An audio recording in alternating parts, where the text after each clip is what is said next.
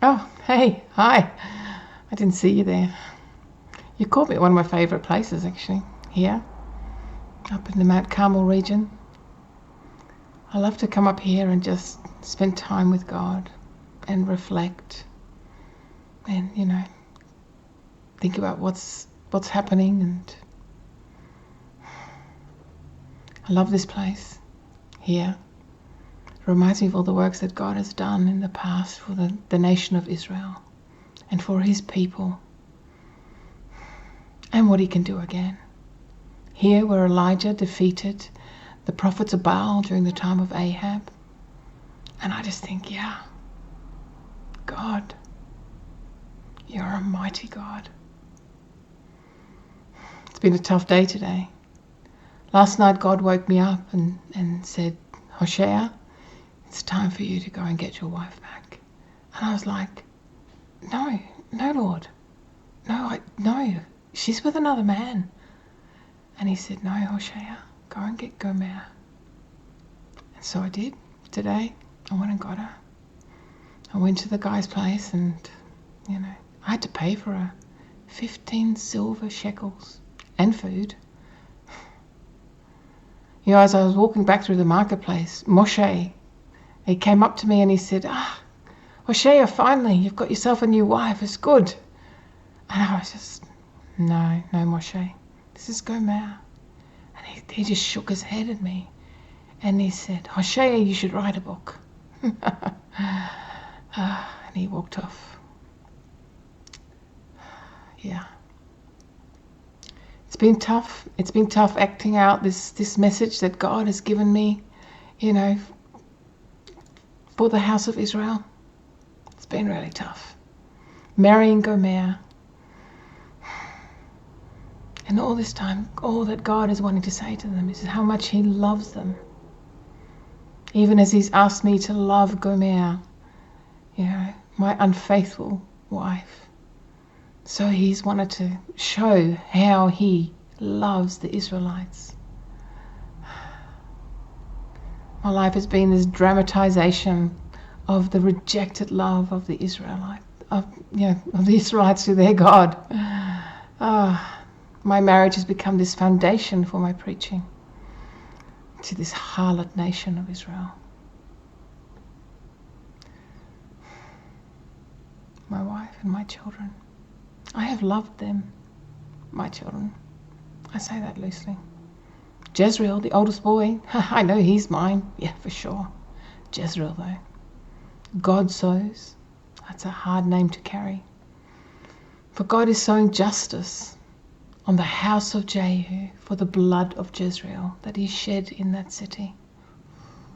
Yeah. And then my daughter, Lo Ruhama, she has not received mercy. And Lo Ami, my other son, not my people. These are also God's messages to his people. Again, these are names that God gave me to show and to tell and to teach that God is rejecting them. God is rejecting his people. He is not going to take them anymore. He's not going to accept them. And yet God's heart is towards his people, always. Have I not said so over and over again?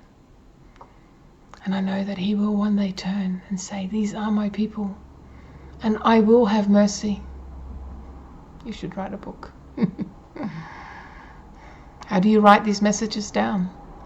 These messages that have been my life, the oracles that God has given me to teach. And why? Why would I? I mean, what would anybody else learn from this? Surely this is only for the house of Israel. Yahweh forbid that this should happen again to another nation. Israel. They have gone after the Baals from the very beginning. Those accursed gods of the Canaanites, people who lived in this land before we came. Some of them still live here, whose practices are an abomination to God. Prostitution, child sacrifice. Oh, it breaks my heart. It breaks God's heart.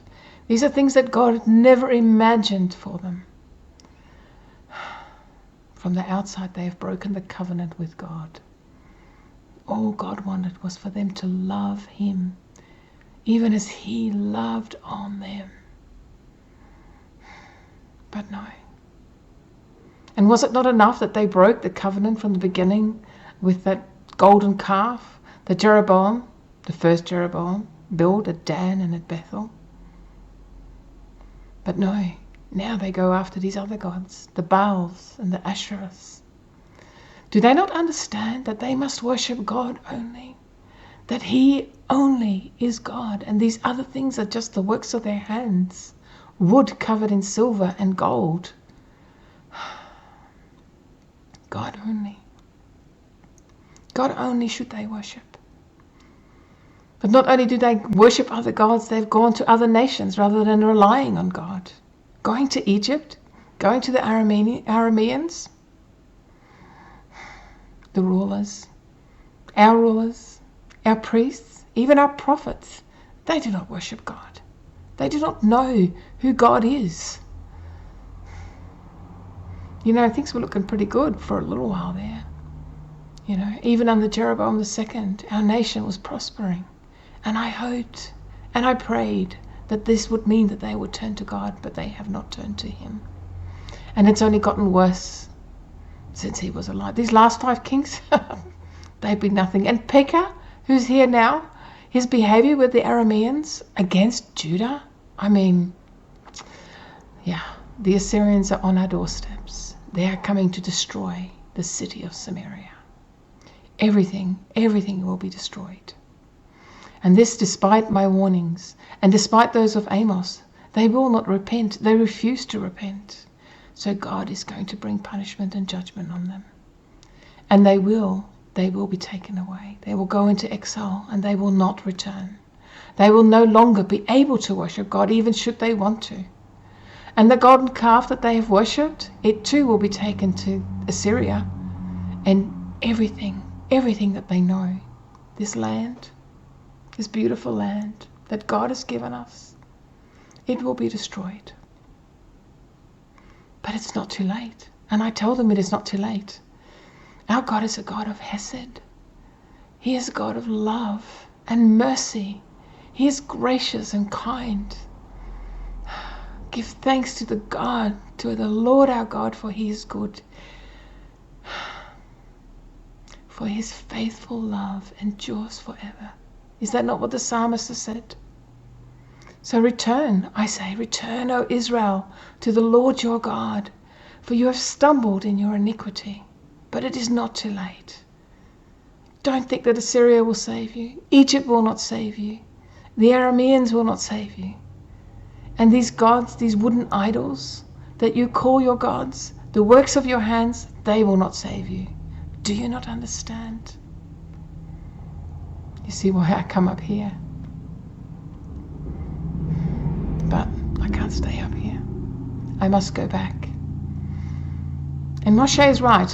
I will collect and collate all my oracles, and I will make them into a scroll. Judah must be warned. I see that she too is falling in the same paths, is stumbling in the same way. Maybe she will listen. Maybe she will heed and hear and understand. And I will include my story of my marriage and my children, those whom I've loved for these last 15 or so years.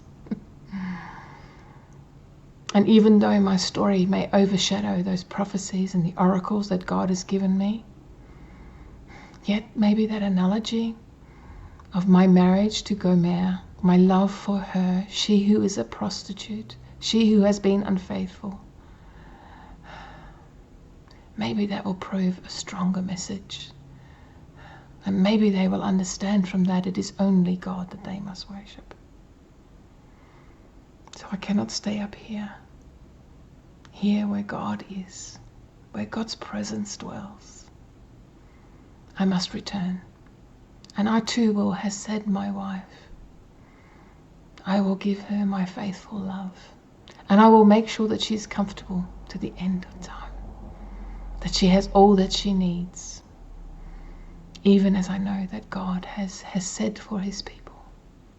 His unfailing love And he has promised he will one day bring back a remnant to this land, this beautiful land that he has given us. And maybe then they will seek the Lord their God.